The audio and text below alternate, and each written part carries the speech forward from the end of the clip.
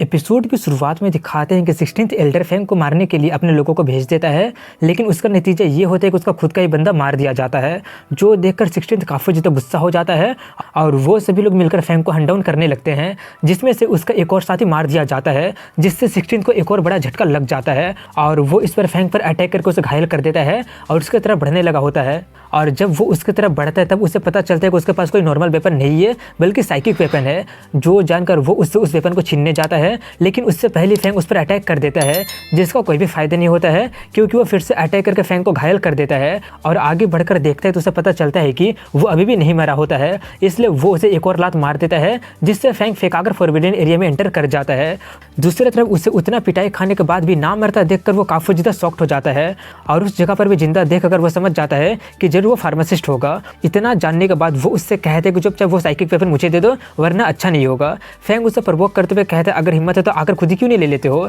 ये सुनकर वो उसकी तरफ बढ़ने लगता है, लेकिन तभी उसका लाइफ स्पैन कम होने लगा होता है, इसलिए वो रुक जाता है और आगे नहीं बढ़ता है। वो देखकर फैंग उसका और मजाक उड़ाने लगा होता है, लेकिन तभी 16 वहीं पर बाहर में बैठ जाता है और इंतजार करते हुए कहता है कि मैं भी देखता हूँ कि तुम कितना देर तक जिंदा रह पाते हो। वो देखकर फैंग काफी ज्यादा मुसीबत में पड़ गया होता है क्योंकि उसके पास ज्यादा हर्ब नहीं बचा होता है, इसलिए वो वहां पर ज्यादा देर तक जिंदा नहीं रह पाएगा। सिर्फ अंदर जाकर कीवा फ्लावर का यूज करके अपने मास्टर को जगाने के बाद ही वो 16 से निपट सकता है। ये सोचकर वो उसके और अंदर जाने लगा होता है, जिसे देखकर 16 थोड़ा सा शॉक्ड हो जाता है, लेकिन खुश भी हो जाता है क्योंकि उसके हिसाब से अब वो नहीं बच पाएगा। वहीं पर फैंग को दिखाते हैं जहाँ पर वो आगे बढ़ने लगा होता है और जैसे जैसे वो अंदर जा रहा होता है वहाँ का प्रेशर बढ़ते ही जा रहा होता है और उसका पावर भी कम होने लगा होता है, इसलिए वो जल्दी से कुछ हर्बों को खाकर कुछ पावर को गेन करने की कोशिश करता है, लेकिन तभी अचानक उसका पावर उसका की खत्म हो जाता है और उसका कल्टीवेशन भी सील्ड हो जाता है और वो एक ऑर्डिनरी इंसान ही बन के रह जाता है, जिससे फैंग को उसका मेडिसिनल एसेंस से कनेक्शन भी टूट जाता है, इसलिए अब उसका हालत काफ़ी ज़्यादा खराब होने लगा होता है।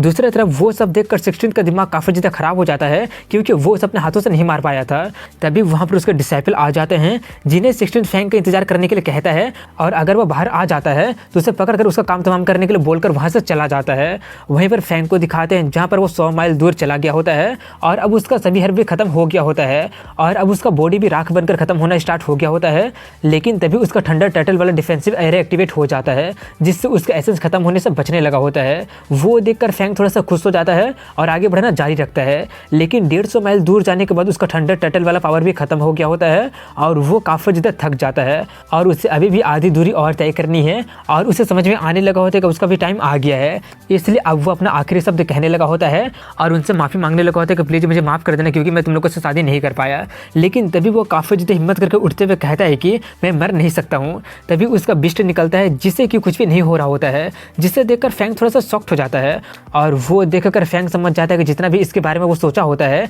ये बिस्ट उससे भी एक्स्ट्रा ऑर्डिनरी बिस्ट का बच्चा होगा। तभी उसका लिटिल वॉल्फ फैंग को इशारा करके कहता है कि उसका रिंग में कुछ ऐसा है जिसका यूज से वो भी यहाँ का पावर से अनएफेक्टेड हो सकता है, इसलिए फैंग सभी चीज़ों को रिंग में से निकाल देता है और जब वो उस छोटे से काले बॉक्स को छूता है तो उसे एक झटका लगता है और उसे 2 आंखें दिखाई देती है और तभी वो अचानक गिर जाता है, लेकिन कुछ ही सेकंड के बाद वो उठ जाता है और वहाँ का पावर और सप्रेशन पूरी तरह से गायब हो गया होता है। फैंग उस ब्लैक बॉक्स को देखकर समझ जाता है कि वो भी कोई बहुत ही बड़ा ट्रेजर होगा। ये सोचकर वो आगे बढ़ना स्टार्ट कर देता है क्योंकि अब उस पर कोई भी सप्रेशन नहीं हो रहा होता है और फाइनली काफ़ी देर के बाद वो सेंटर में पहुंच जाता है जहाँ पर कीवा फ्लावर होता है, जिससे देखकर फैंग काफ़ी ज़्यादा खुश हो जाता है और वो वहाँ का फल फूल को लेने चला जाता है, लेकिन जैसे वो उस फ्रूट को छूता है वहाँ का प्रेशर इतना ज़्यादा बढ़ जाता है कि फैंग संभाल नहीं पाता है और वो पहाड़ पर से नीचे गिर जाता है और उससे काफ़ी ज़्यादा चोट लग जाती है और उसके पास कोई भी हर्ब नहीं बचा होता है, इसलिए वो खुद को हील भी नहीं कर पाता है, जिसके कारण वो बेहोश हो जाता है। लेकिन कुछ ही देर के बाद फैंग को सपने में उसका लिटिल बॉल दिखाई देता है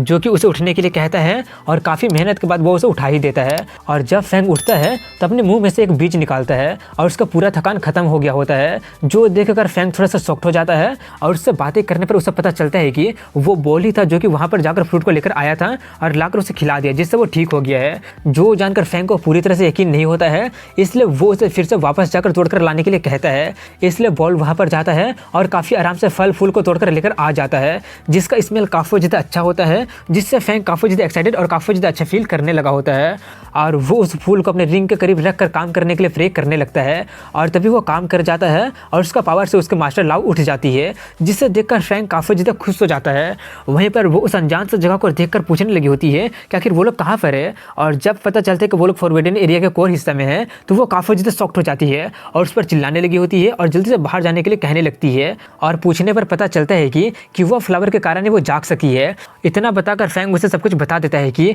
उसी ब्लैक बॉक्स के कारण फैंग यहाँ पर कोर एरिया में आ पाया है और लिटिल बॉल ही क्यूवा फ्लावर को तोड़कर लाया था। तभी फैंग उसे अपनी बात को पूरा करते हुए बताता है कि सिर्फ इतना ही नहीं बल्कि वो काफ़ी सारा फल फूल को तोड़कर लेकर आ गया होता है, जिसे वो नीचे रख देता है। वो देखकर लाओ काफ़ी ज़्यादा शॉक्ड हो जाती है और उन ट्रेजर को जेड में रखने के लिए कहने लगती है। वो बोलने के बाद वो उसे बताती है कि क्यूवा के पेड़ का एक पत्ता भी 10 साल तक लाइफ को बढ़ा सकता है, इसलिए वो उसे भी तोड़ने के लिए कहती है। इसलिए फैंग पूरा का पूरा फल फूल और पूरा का पूरा पत्ता ही उजाड़ लेता है। वो सब लेने के बाद फैंग झरना वाले पानी को लेने के बारे में भी पूछता है, जो सुनकर वो चिल्लाने लगी होती है कि पानी को बाहर लेकर जाने पर वहाँ पर दोबारा से क्यूवा फ्लावर ग्रो हो ही नहीं पाएगा। जो सुनकर फैंग थोड़ा सा एम्बैरेसमेंट के कारण उसका मुंह ही बंद हो जाता है। इसके बाद दिखाते हैं कि वो लोग वहाँ से वापस जाने लगे होते हैं और फैंग उसे अपना ठंडा टेरिटरी यानी कि कल्टीवेशन टावर के सबसे नीचे पहुँचने वाला बात को बता देता है और वहाँ पर सोड मिलने वाला बात को भी उसे बता देता है। जो सब जानकर लाओ उसे बताते हैं कि वो एक लेजेंडरी सोड है और जो वहाँ पर मरा था मेरे हिसाब से वो सेंट लेवल का कल्टीवेटर होगा और फ्यूचर में उसे वो सोड को ऐसे निकालने के लिए नहीं कहती है,